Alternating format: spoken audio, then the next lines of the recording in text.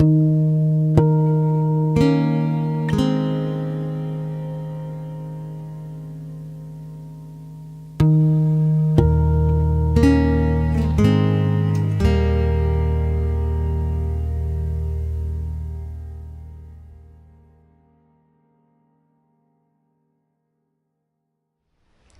is your impression of the Chinese government's claim to global technological leadership? The Chinese government is very determined and has been investing a lot of money and effort to achieve this goal, especially, for example, investments in education, especially vocational education, also financial support in R&D, regulation support, and also IPR protection. We could say that in some digital sectors like artificial intelligence, Internet of Things, and also telecommunication, China is gradually taking on leadership, especially in case of the fifth generation of mobile communication. China attempts not only to achieve the technological leadership, but also setting up industrial standards in this emerging field. And what's more important is China is very good in channeling efforts from all sides to achieve this goal. For example, the leading operators, vendors, universities, and research institutes are easily gathered together by Chinese government to develop a new technology. But I'm afraid it is quite challenging for China to achieve this claim in other sectors such as the traditional and established ones. For these sectors, it is of course a good approach to purchase companies who already own leadership technology, but we could see this activity has alerted the Western countries, and these countries are setting up some restrictions for investment from China. Also, from a propagandistic point of view, I would say this claim might be patriotic stimulation of Chinese people to let them work harder to realize the China dream. And meanwhile neglecting the negative parts of their lives and their government. From this point of view, I would say this claim is kind of idealistic. How do you rate the Chinese patent strategy against Europe? Actually, I would not say that China has a specific strategy against Europe. It is one part of its global patent strategy.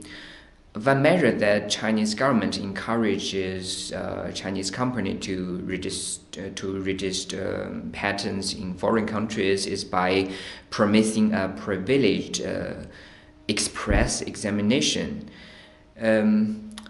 According to a new regulation of Chinese IP office, if a patent application in China is also used for international application, the right holders of this patent could enjoy a privileged examination and get their patent examined within 1 year.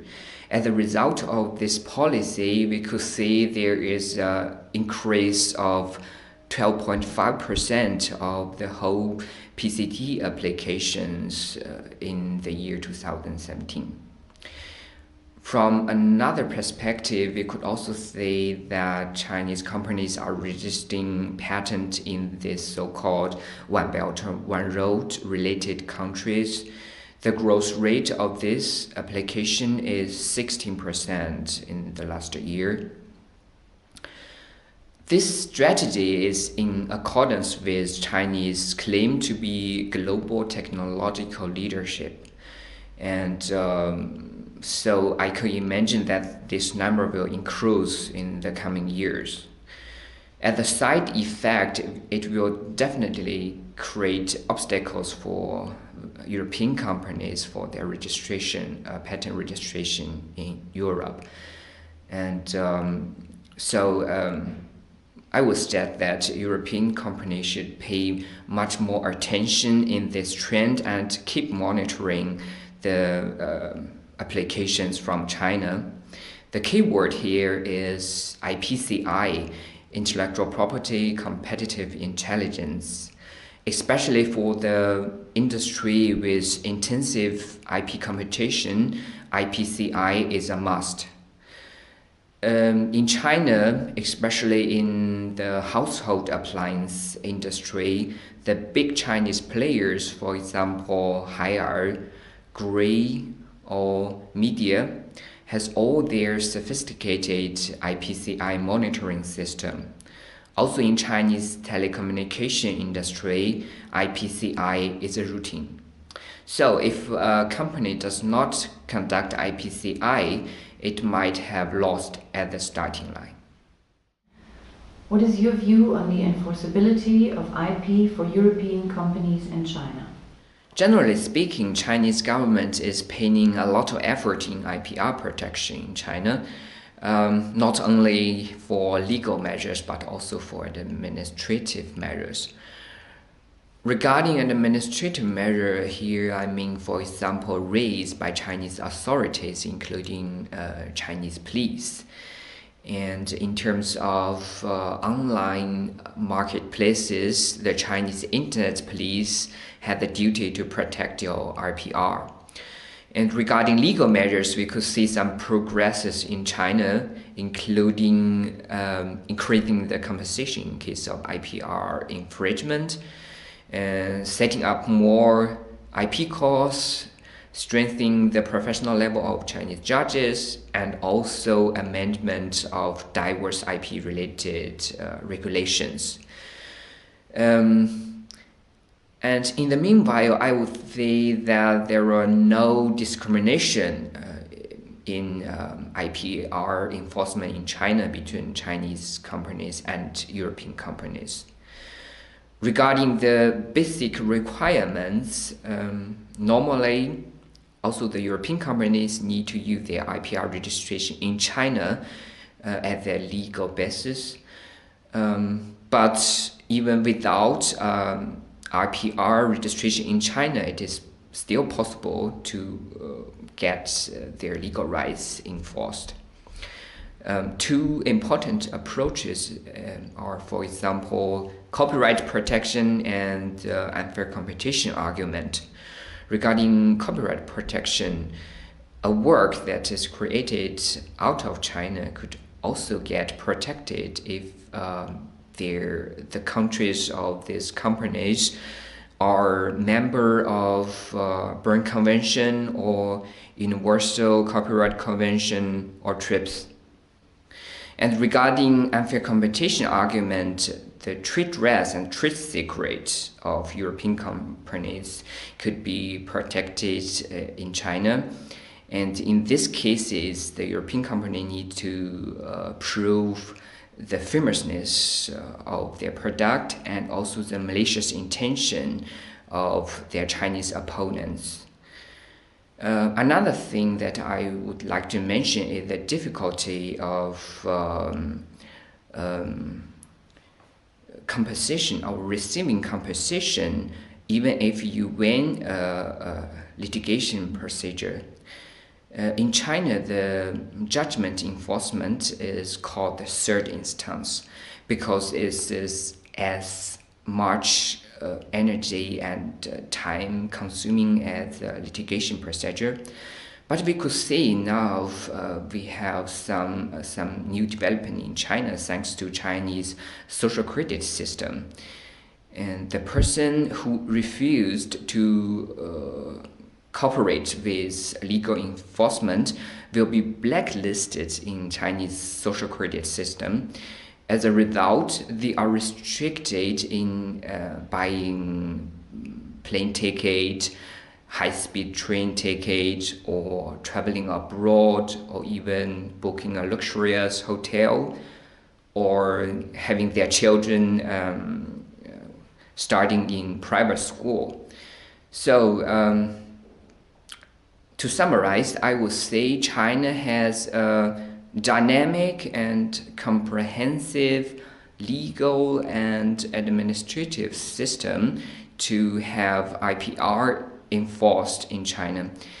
And here, the European companies had the same chance as Chinese companies. Lenovo versus Volvo.